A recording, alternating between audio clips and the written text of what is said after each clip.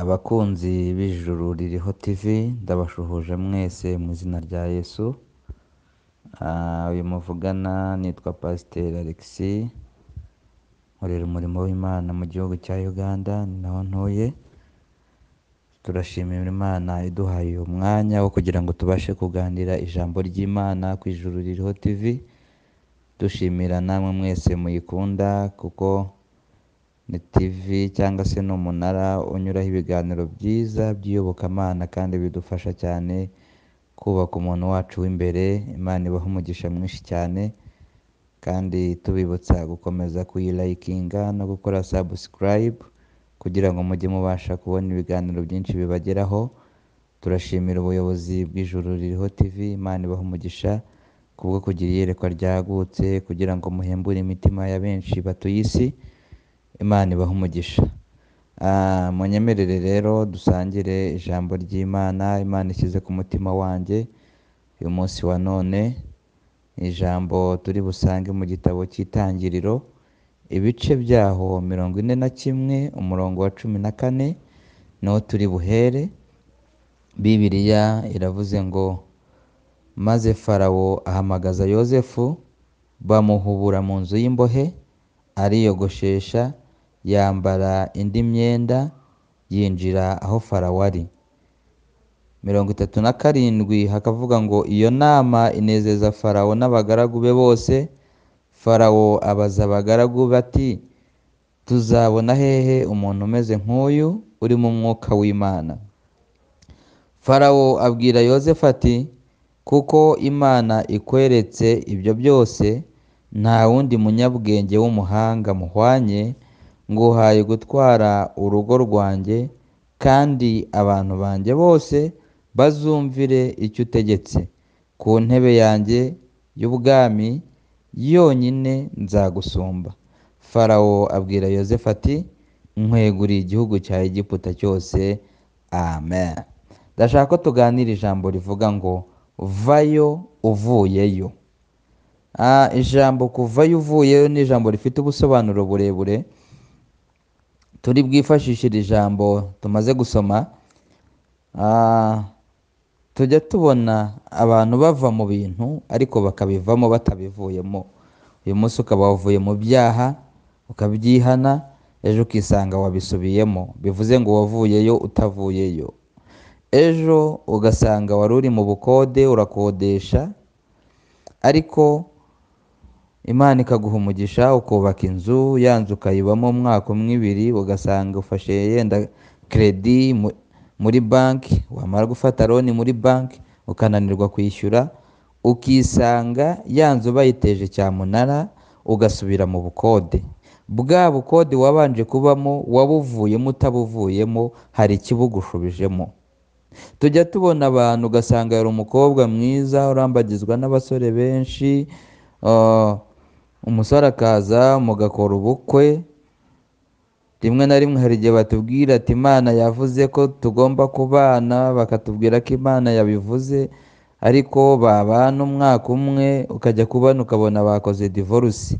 Ugasanga wa muntu wavuye mu busiribateri nyuma y'umwaka umwe ibiri n'ubundi yasubiye mu busiribateri. Ntakiri umukobwa ahubwo ni umugore.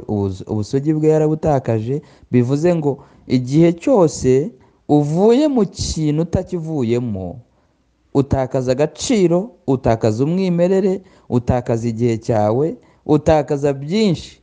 Ariko Imana ibantumyeho kugira ngo mbahanurire ubu buhanuzi buvuga ngo uyu munsi vayo uvuyeyo. Umuntu wese unkurikiye ukimara kumva iyi voice, ndagutangariza yuko hari ubuzima buri buhinduke. Hari ahantu uri buve kandi ukahava uhavuye. Hari ahantu urambiwe kuba, hari ubuzima urambiwe kubamo. Urambiwe kuba mu buzima bw'ubushomeri, warize niko koko, yewe umaze no kwiga diporome urayibitse, iyo ugerageje ubona uturaka, iyo ukabonye uragakora ejo kakaba kararangiye ukagaruka mu bushomeri, akazi wakabona ukagakora amezi cyangwa umwaka kakaba kararangiye ukongera ugasubira muri bwa buzima. Ntabwo wavuyeyo uvuyeyo, hari ikirimo kurwana n'umugisha wawe, hari ikirimo kurwana na destination yawe, hari ikirimo kurwana n'icyerekezo cy'ejo hazaza hawe. Icyo ngicyo nicyo nshaka ko tuganira twifashishije iri jambo. Imana ibaha umugisha mwinshi cyane. Bibiliya ivuze ngo iki? Bibiliya iravuze ngo nuko Farawo ahamagaza Yozefu, bamuhubura mu nzu y'imbohe, ariyogoshesha, yambara indi myenda, yinjira aho Farawo ari. Ijambo guhubura ni ijambo ry'ikinyarwanda rikoreshwa mu ijambo risobanuye guhubura ikintu cyangwa se ukagikurayo ikubagaho. Ni ijambo rikunda gukoreshwa mu buryo bw'ubutabazi, mu butabazi bwihuse, mu butabazi bw'ikubagaho. Urugero, ushobora kuba uri mu nzu ukabona nk'amarido afashwe n'umuriro, ukirukanka ugafata ya marido ukayahubuza, ukayashikanura. Bivuze ngo urimo urayakiza kugira ngo adakomeza gushya. Hari ibibazo uhagazemo n'ubu tuvugana, ariko Imana yohereje amaboko yo kuguhubuzayo. Imana yohereje amaboko, haleluya! Imana yohereje amaboko yo kuguhubuza muri ubwo buzima utinzemo, aho warenganiraga, aho waririraga, aho wari wihebeye, aho wari usonzeye, aho bagutaye, aho bagusebereje, aho wari ubuze yo gukodesha, aho wari ubuze ibyo kurya, aho warwariye ukabura n'umuntu wagusura, aho abantu bakuvuyeho. Aho ngaho byari byaragucangiye mu buzima bwo guhora wizengurukaho. Umwaka urashira undi ugataha ukabona nta mpinduka. Aho ngaho Imana niho yohereje amaboko yo kuguhubuzayo. Haleluya! Izi ni inkuru z'umugabo witwa Yozefu, umuhungu wa Yakobo. Bibiliya imuvugaho ko ari umuhungu wavukanaga n'abandi bana benshi, bari abantu 12, kandi yari umwe mu bahungu bato. Bibiliya ivuga ngo iki? Bibiliya ivuga ngo akajya akunda kugira inzozi, ariko yazibarotorera bakarushaho kugenda bamwanga. Bibiliya itwereka ko hari igihe kigeze kigera, sinshaka gutinda mu mateka ye cyane, ndashaka kugera aho twasomye. Bibiliya ivuga yuko hari igihe cyageze Yozefu uyu nguyu bene se ngo baranamugurisha, bamugurisha bitwa Abisimayeli. Bamaze kumugurisha ngo biga amayeri yo kuba bafata ikanzu ya Yozefu bakayinika mu maraso y'ihene, ngo barangije bayishyira se Yakobo. Baramubwira ngo iyi ni ya kanzu ya wa muhungu wawe, uyirebe witegereze nimba ariyo, kubera yuko inyamaswa z'inkazi zaramwishe. Bibiliya iravuga ngo nuko Yakobo yitegereje ya kanzu arayireba, arayimenya, ngo amara igihe kinini cyane arimo kurira, aririra umwana we ziko byarangiye. Nyemerera nkubwire, ntacyo bitwaye. Hari abantu bazi yuko wapfuye byarangiye, ariko mfite ubuhanuzi bwawe. Ibitarakwishe burya ntacyo bikigutwaye mama, ibitarakwishe burya ntacyo kibaye, ibitarakwishe cya gihe ugiye kubyara barakuroze, barakuzinze, aho utaguye burya ntabwo uzahagwa. Ibitaragutwaye cya gihe ntabwo bikigutwaye. Imana iracyafite andi mateka mashyashya abantu batazi. Kandi nyemerera nkubwire, hagati y'icyuri cyo icyo abantu bazi, hagati y'ibyucamo ibyo abantu babona n'ibyo uzaba byo n'icyo uzaba cyo, harimo password, harimo urukuta ruriho password abantu batazi. Babaye bazi iyo password byaba ari ikibazo, ariko Imana ishimwe yemeye ko bakumenya, ariko yabahisha icyo uzaba cyo. Hagati y'icyuri cyo n'icyo uzaba harimo password, harimo umubare w'ibanga utazwi n'abantu bose. Abarozi ntabwo bazi icyo uzaba cyo, abakurwanya ntibakizi, yewe n'abo muvukana n'abakubyaye bashobora kuba batazi icyo uzaba cyo, ariko iyakuremye, yakumenye utaraba urusoro, izi icyo uzaba cyo. Impamvu barwanyije Yozefu, bamurwanyaga barwanya inzozi, ariko umuntu wavuzweho n'Imana ntabwo wamurwanya ngo uzamubashe. Njya nkunda kubwira abantu nkababwira ngo mwitonde mu makosa utakora, ni ukurwanya umuntu usenga Imana, umuntu wavuganye n'Imana, umuntu wavuzweho n'Imana. Igihe cyose urimo kumurwanya urimo kwiteranya nayo. Imana yabwiye Aburahamu iramubwira ngo umuntu uzagutunga urutoki azaba akoje mu mboni y'ijisho ry'Imana. Kurwanya umuntu wavuzweho n'Imana urimo kwiteranya. Bibiliya ivuga ngo iki? Bibiliya iravuga ngo bagerageza kumurwanya, baramurwanya, baramwanga, bageraho naho kumugurisha. Ariko umuntu bagurishaga ntabwo bari bazi ko bamusunikira mu mugambi w'Imana. Hari igihe abantu baza bakakurwanya, ntukanga abakurwanya, kuko akenshi baba bagusunikira mu mugambi w'Imana. Ngo abantu barakuvuze, reka bakuvuge, nicyo gihe cyabo, reka bivugire. Kandi inshuro nyinshi baba bavuga ibyo bareba, ntiwabarenganya. N'uwumva abantu bafashe igihe abantu b'abagabo bakicara bakakuvuga, abantu b'abagabo b'abadamu basirimutse bakicara bakakuvuga, ntugate igihe cyo kujya kwirirwa warize ngo wabashubije nawe ngo urabatuka. Reka da, wita igihe cyo kujya gusubiza abakuvuze. Ubundi se wabuza abantu kuvuga mu buhe buryo? Imana ijya kurema umunwa yawuhaye imimaro ibiri. Umumaro wa mbere ni ukurya, uwa kabiri ni ukuvuga. Rero abantu iyo bavuga, jya ubareka bavuge, ariko iyo bavuga hari igihe baba barimo bagukorera publicité utabizi. Imana ishimwe. Njya nkunda kubwira abantu, nkababwira ngo umuntu wasenze Imana amera nk'igikoma. Igikoma uragifata ukagishyira mu gikombe cya plastique, wajya kugihuta kikagutwika, kikagukongora. Wabonye urukoko rwaje hejuru ukakibeshya ukibwira ko cyahoze, wahuta kikagutwika. Niko umuntu wasenze amera, abasinziriye ariko utazi icyo yokeje. Umuntu ufite amasezerano y'Imana niko amera, aratungurana. Wamusanga mu gitondo byanze, nimugoroba ugasanga byemeye. Wamusanga uyu munsi bamusohoye mu nzu ye, ukamusanga ari muri etaje ye. Wamusanga uyu munsi yabuze natega moto, ejo ukamusanga atwaye imodoka ye. Umuntu wavuganye n'Imana aratungurana, bene data. Imana ishimwe cyane. Bafata Yozefu ngo baramugurisha, Abisimayeli bamujyana mu isoko. Habaga isoko muri Egiputa, ibyo bitaga triangle, bwari ubucuruzi bw'ihererekanyabubasha. Bakora ubwo bucuruzi. Bibiliya iravuga ngo bamaze kumugurisha, Abisimayeli bagiye kumugurisha nawe, baramubonye babona ko ari imari ishyushye yazunguka. Umunsi umwe ngo umugabo witwa Potifari, yari premier ministre mu gihugu cya Egiputa, ngo aza kugura umwana ugomba kumukorera amasuku mu rugo. Ngo yitegereje ka Yozefu uwo munsi bakazanye ku isoko, ngo arakabona ni agakobwa, ni agahungu keza k'igikundiro, ni agahungu gashobora kuba kabasha gukora imirimo myiza mu rugo, ni agahungu gafite umubiri, amaraso mashya. Ngamubonye abona yuko ashobora kuzakora akazi neza. Ereka nkubwire, Imana ijya kugutoranya ntabwo yakoze amakosa, nayo yabanje kureba yuko uzakora akazi neza. Mwibuke Samweli ageze kwa Yesaya, yitegereje abahungu ba Yesaya bose, Imana iramubwira ngo abo bose nabagaye. Ariko ngo bazanye ka Dawidi, Imana iramubwira ngo nuwo nguwo, kuko ngewe ntajya ndeba nk'uko abantu bareba. Imana ishimwe, itareba uburanga, ireba mu mutima. Nyemerera nkubwire, nubwo abantu bakuvaho, ariko hari ituye ahirengeye, ijisho ry'Imana riguhoraho. Yewe wa mubyeyi we, aho uririra ijisho ry'Imana rirakureba. Aho ubabariye wa mugabo we, ijisho ry'Imana rirakureba. Yewe wa mukobwa we, aho watawe, ijisho ry'Imana rirakureba. Naho abantu baba batakikwitayeho, ariko mu ijuru hari ukwitayeho. Imana ishimwe. Muririmbyi yararirimbye, aravuga ngo mu ijuru imbere y'Imana mfite umuntu mvugira, ni umukuru w'abatambyi kandi yitwa Rukundo. Aravuga ngo mpamya neza yuko izina ryanjye riri ku mutima we, kandi aravuga ngo ubwo mvugira nta mwanzi n'umwe wamunyirukanaho. Imana ishimwe. Nta wayiduteranyaho yo kabyara. Imana yatuye kure. Umuntu abasha gutega, akaba yatega indege akajya kuguteranya, akaba yatega imodoka akajya kuguteranya, akajya kugusebya. Ariko Imana ishimwe yo kabyara yatuye kure, nta wayiduteranyaho. Yesu aherutse kubivuga, Pawulo aherutse kubibwira Abaroma, arababwira ngo niki kibateye ubwoba. Ibice 8:31 aravuga ngo ubwo Imana iri mu ruhande rwacu nta mubisha.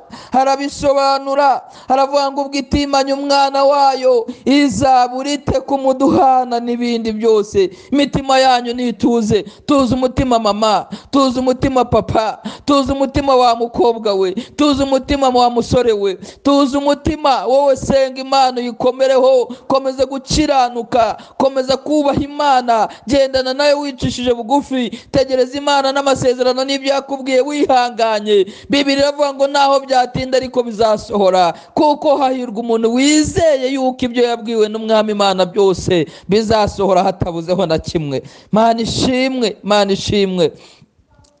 Bibiri ivuga ngo iki? Bibiri ivuga ngo nuko Yozefu agera kwa Potifari, umwana akora akazi ke, atangira kurya, atangira kwisiga, arakaraba, ubuzima bugenda neza. Ifata umuntu wari uvuye mu mwobo aho bamukuye bamugurisha, ukamushyira mu rugo rwo kwa Premier Ministre, yagombaga gusa neza, arakaraba, umwana aracya, arya neza, umwana aracya, atangira kuba umusore mwiza, akora umubiri. Muka Potifari umunsi umwe ngo amubone, ngo amwibeshyaho ko ameze nk'abandi basore bose asanzwe asambana nabo, ngo arangije aramwitegereza, aramwifuza, aramubwira ngo umugabo wanjye ntahari, n'abagaragu nabo bari hanze, ntabwo bari bumenye ibyabaye. Aramubwira ngo ngwino turyamane, niwemera ko tubikora, tukabikora byonyine, nzakuzamura ngo icyubahiro, nta cyiza na kimwe uzigera ubura. Yozefu ngo arabyitegereza, aramubwira ati koko ugize neza kungirira icyizere, ariko icyizere databuja atigeze ampa ntabwo namuvogera. Aramubwira ngo nubwo abantu batandeba, nubwo umugabo wawe atandeba, nubwo abagaragu bawe batandeba, ariko hari impozaho ijisho. Imana ishimwe, Imana ishimwe, hari iduhozaho ijisho bene da. Nta hantu wakwihisha ijisho ry'Imana, naho wasambanira mu ishyamba ibikureba, naho wabikorera hehe, naho wajya kuraguza hehe, aho abantu batakureba Imana ibikureba. Ijisho ry'Imana rigendana nawe, ibyo ukora byose ujye umenya ko ijisho ryayo rikureba. Aho umushumba atakureba, aho abo musengana batakureba, abo muririmba naho batakureba, umugabo mwashakanye batakureba, umugore washatse hatakubona. Ijisho ry'Imana rihora rikureba ndugu yangu, ijisho ry'Imana ryo rigendana nawe, rihora rikubona. Yozefu aramubwira ngo mfite inzozi, kandi inzozi zawe sinakwemera kuzishingura mu maguru yawe. Aramubwira ngo ngewe ndagutaye. Akizwa n'amaguru, Yozefu ariruka. Mureke mbabwire, hari ibintu badasengera ngo bavuga ngo kwa Jinara Yesu nikimbise nikimveho. Hari ibiba ngombwa kukizwa n'amaguru ukirukanka ugahunga, nshuti yanjye. Hari ibiba ngombwa ko wiruka ugasenga, ariko wamaze kwirukanka wahunze, wakijijwe n'amaguru. Yozefu ngo aragenda, akimara kugenda muka Potifari ararakara, amushakaho impamvu. Burya hari ibinyoma bifite ibihamya, amushakaho impamvu, afite n'ibihamya, yasigaranye ikanzu ye. Bafata Yozefu bamushyira muri gereza. Bibiri iravuga ngo bamushyize muri gereza, bamwibeshaho. Baravuga ngo ubwo yakoraga kwa Premier Ministre, nawe birashoboka ko ari umuntu w'umuyobozi udasanzwe. Bamufungira muri gereza, bafungiramo abantu b'abayobozi, kandi yari inkandagira bitabari rushati. Umva, Bibiri ivuga ngo iki mu gitabo cy'ibyakozwe n'intumwa? Pawulo ageze kwa Koroneliyo yaravuze ngo menye neza yuko Imana itarobanura ku butoni, ahubwo mu mahanga yose uyubaha agakora ibyo gukiranuka, Imana nayo iramwemera. Imana ishimwe, bajya batureba bakabona ko turi abantu badasanzwe bitewe n'Imana iba muri twebwe. Bibiri iravuga ngo nuko ari muri gereza, abagabo babiri bafunganywe baza kurota inzozi, zirabayobera zirabacanga. Umwe ngo arota yasubiye ibwami gusavinga vino, undi ngo arota igisiga cyamuguye ku mutwe, ngo birabacanga. Yozefu aramubwira ngo wowe wabonye ugiye gusubira ibwami gusavinga vino, bisobanuye yuko ejo mu gitondo bazagusubiza mu kazi kawe, ariko nugerayo ntuzagibagirwe. Undi aramubwira ngo wowe mu gitondo baragukata umutwe. Niko byagenze, umutwe barawukata. Igitangaje, wa wundi wagiye ibwami yaramwibagiwe. Hari abakwibagiwe, hari abo mwakoranye, hari abo mwiganye, hari abo wafashije, hari abo wagaburiye, ariko batabawe barakwibagiwe. Ariko Imana ishimwe, nubwo bakwibagirwa hari itarakwibagirwa, nshuti yanjye. Imana ntabwo irakwibagirwa. Bibiri iravuga ngo nuko Imana iramubwira ngo humura tuza, nubwo akwibagiwe ariko sindakwibagirwa. Imana irangije inyura kwa Farawo. Farawo ngo arota inzozi nawe ziramucanga. Arota ngo abona ari ku nkombe y'uruzi, abona mu ruzi havuyemo ngo inka zinanutse, ngo ziraza zimiri zarishirizaga ku nkombe y'uruzi zibyibushye, ngo abone zinanutse zibyibushye. Ngo yongera kubona kandi abona ngo amahundo y'amasaka 7, ngo abyibushye nananutse, ngo abona ananutse amizabyibushye. ngo izo nzozi ziramuhangayika, ngo ateranya abapfumu n'abanyabwenge n'abakonikoni, arababwira ngo umushahara wa buri kwezi murawuhabwa, none musobanurize inzozi kuko zampangayitse. Bose ngo zirabacanga. Farawo ngo ararakara, agira ubujinya mwinshi cyane, ngo arababwira ngo ndabica mwese mbarangize.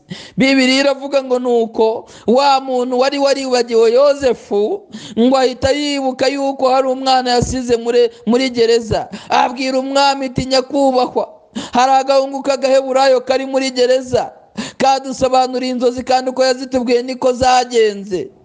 Bibiliya iravuga ngo nuko Farawo, tugeze aho twasomye, Farawo ngo akibyumva ngo umutima we urakanguka, ngo akibyumva umutima we uhita ugira amatsiko yo kumenya ako gahungu akariko, ngo ahita atuma ikubagahu, ngo umwana baramutumiza. Bibiliya yavuze ngo bamuhubuza mu nzu y'imbohe batitaye ku maboko yari yamufunze. Nyemerera nkubwire, amaboko yagushyize mu kigeragezo koko arakomeye, amaboko yagushyize muri ako kazitiro k'ubuzima bubi urimo arakomeye, ariko hejuru y'amaboko yagushyize mu bibazo, hejuru y'amaboko y'ibikurwanya, hari amaboko akomeye y'umutabazi. Imana ishimwe, hari amaboko akomeye, rere tisisiforewa, hari amaboko akomeye y'umutabazi. Ayiwe, Imana ishimwe, hejuru y'ibiturwanya hari amaboko adutabara akomeye. Hakira amaboko y'umutabazi agutabara gukura aho wari utinze, aho wari wihebeye, aho wari ucogoreye, aho wabona ko byanze. Akira amaboko y'umutabazi. Bibiliya iravuga ngo bamukurayo, baramwogosha, bamwambika indi myambaro. Umusatsi usobanura icyubahiro cy'umuntu. Umusatsi we wari warahirimbiye, barongera barawutunganya, bamusubiza icyubahiro nicyo byari bisobanuye. Kwambara imyenda yari yambaye inshocero, bamwambika indi myenda myiza, byari bisobanuye ngo bamushubije agaciro ke kari karatakaye. Hari agaciro wambuwe wa mubyeyi we, wa mukobwa, hari agaciro wambuwe. Akira gusubirana agaciro mu izina rya Yesu. Mana gusubiza agaciro, Mana gusubize mu cyubahiro wahozemo. Bibiliya iravuga ngo nuko bamugeze imbere ya Farawo, bamugejeje imbere ya Farawo ngo asobanurire umwami inzozi, ngo akizisobanura umutima w'umwami uracya, umutima w'umwami uranezerwa. Icyama umuntu wese ugiye kumva iri jambo, ukimara kuryumva bikanezeza Imana, umwanya wawe uri butakaza urimo kumva iri jambo biraza gutima umutima w'Imana ukunezererwa, ngo umwami arangije aranezerwa. Hari ibintu bijya biranga umwami yanezerewe. Umwami yanezerewe aragaba. Imana ikugabire, ucyumva iyo odiyo, umutima w'Imana unezerwe, ikugabire, igira ibintu kugabira.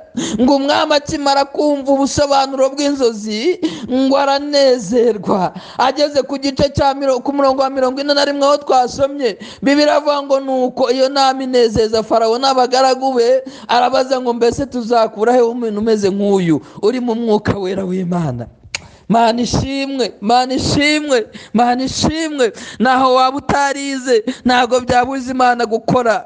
Ntabwo Imana ikorera bize gusa, ntabwo Imana ikorera abavuka mu miryango ikomeye gusa. Nawe kuba warayubashe byonyine, kubaha Imana egare gutabarwa. Bibiliya iravuga ngo nuko Farawo arangije aramugabira. Farawo aranezerwa aramugabira. Farawo arangije aranezerwa aramugabira. Arishima, ibyishimo biramufata, arangije aramugabira. Bibiliya iravuga ngo nuko amugabira ubutware, aramubwira ngo ku ntebe yanjye y'icyubahiro nta wundi uzagusumba keretse njyewe. Aramubwira ngo nkugabiye igihugu cya Egiputa cyose kugira ngo ukiyobore, kandi abantu bose bo mu gihugu nyoboye bazakubahe. Imana ishimwe. Yozefu babaye premier ministre, ajya mu mwanya wa Potifari, wa wundi wari waramushyize muri gereza. Nyemerera nkubwire, iyi Imana ikwibutse abagushyize mu kibazo ukivamo bakakijyamo, hajya habaye ihererekanya bubasha. Niko byagenze. Ndashaka ufata iyi foto y'ukuntu Potifari washyize Yozefu muri gereza, noneho bugacya mu gitondo akazinduka nawe aje kumusaba ibishyimbo, aje kumusaba kawunga, kuko Yozefu niwe wari ushinzwe ekonomi yose muri Egiputa. Abantu bose bashakaga ibyo kurya bacaga imbere ya Yozefu. Imana ishimwe. Ntabwo bitangaje kuba uwakwimye ari uzaza kugusaba ejo, uwanze kukwambika ari uzambika ejo. Ayiwe, Imana ishimwe, Imana ishimwe. Uwakwimye ibyo kurya birashoboka ko ejo yazaza kugusaba ibyo kurya. Komeza wubahe Imana, utindane nayo mwene data. Imana ishimwe cyane. Ndumva nshaka kugera ku musozo. Ikintu gitangaje, Bibiliya iravuga ngo umunsi Yozefu yavaga muri gereza, yitegereje amaboko yamushyize muri gereza. Yari amaboko akomeye kandi yari ari mu gihugu cy'abandi, nta muvugizi, ntawe umwitayeho, nta wamuburana. Nubwo udafite ukwitayeho, ariko hari ukwitayeho mu ijuru.